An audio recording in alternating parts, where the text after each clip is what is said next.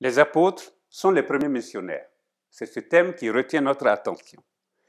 Et en fait, il pourrait être résumé par cette phrase « Il nous est impossible de nous taire sur ce que nous avons vu et entendu ». Quand on regarde la manière dont est organisé le schéma, ce qu'on appelle le schéma kérigmatique, le schéma du kérigme, qu'on retrouve dans les discours des apôtres, notamment ceux de Pierre et de Paul, on pourrait le résumer de cette façon. Jésus, que vous avez fait mourir, il a été relevé par Dieu, c'est le Dieu d'Israël qui l'a exalté, nous en sommes les témoins. Dieu a rendu témoignage à son Fils et a attesté que ce qu'il disait était vrai, comme on peut le lire dans la plupart des textes des évangiles. En fait, le Fils rend témoignage au Père en le faisant connaître à l'humanité.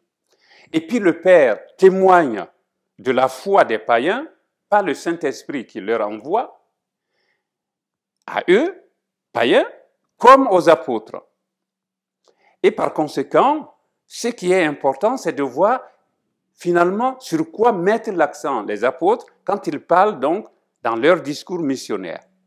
Je crois qu'ils interprètent les événements liés à Jésus en le rattachant au plan global de salut de Dieu. Le « nous » qui est utilisé justement dans les actes des apôtres est un procédé narratif de crédibilisation du récit, pour dire non seulement ce qui est écrit est vrai, mais je fais partie des témoins. Et donc le narrateur notifie son appartenance à ce cercle de proches, notamment les proches de Paul, le grand témoin et le missionnaire exceptionnel.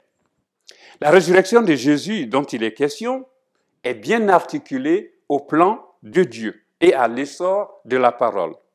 La croissance de l'Église est portée par l'agir même de Dieu, mettant en relief une théologie de la continuité, mais les personnages et les témoins sont reliés les uns aux autres. Et on voit d'ailleurs un lien fort qui est établi entre Jésus, Pierre et Paul. Ces derniers guérissent comme Jésus a guéri. Ils sont inquiétés comme Jésus a été inquiété. Ils prêchent et endurent l'hostilité des Juifs, et comme Jésus, ils souffrent et sont menacés de mort.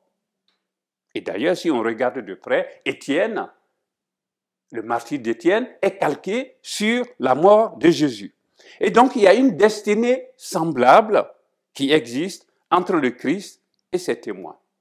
Et c'est pourquoi je crois, pour bien comprendre, il faut regarder la tâche qu'il faut accomplir en tout temps. Depuis lors que la parole a quitté Jérusalem pour aller jusqu'au bout de la terre, c'est-à-dire à Rome, eh bien, la parole circule.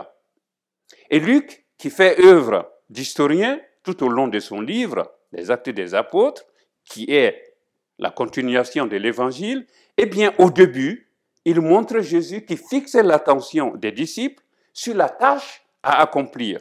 Je lis, « Vous n'avez pas à connaître les temps et les moments que le Père a fixés de sa propre autorité, mais vous allez recevoir une puissance et vous serez alors mes témoins. » Donc la foi des disciples doit être mobilisée en vue du témoignage à déployer dans l'histoire. Entre Ascension et la parousie doit s'installer un temps où le fidèle n'est plus seulement là pour attendre la fin du monde, pour attendre l'arrivée du royaume, mais il est à l'œuvre parce qu'il doit diffuser la parole. Il s'agit de valoriser le temps présent, il s'agit de préparer l'avenir. C'est le temps de l'Église, le temps du témoignage, le temps de la mission.